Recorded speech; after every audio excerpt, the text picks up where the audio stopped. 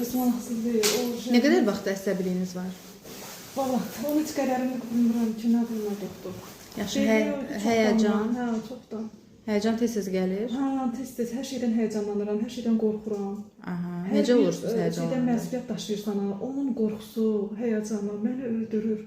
Ürək çırpınma olur. Çırpı, necə Tər basır. Bəli, su iç, demə bir də tər bastı mənə. Həmin vaxtda sidiyə tez-tez gedəsiz. Hə, gedirəm. Elə bir şeylər olur.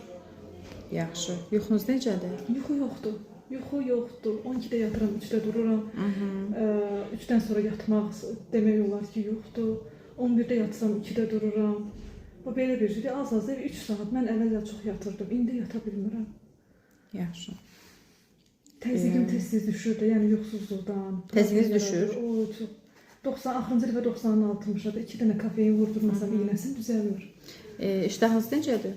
İştahım normaldır indi, babatdır, belə də normasında yeyirəm, amma yoxdur da, kəsilmişdi iştahım. Yaxşı, bu qədər belə kəskin, bu qədər pisləşməyiniz də nə qədər vaxt ki belə pisləşmisiniz?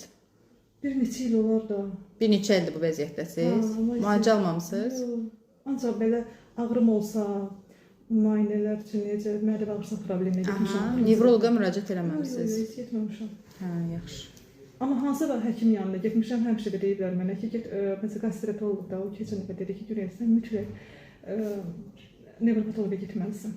Aha, yaxşı. Hər şeydən kövrəlirəm, ağlayıram, özümdən asıl deyil. Ağlama da var. Hə, oy, necə var, dəhşət.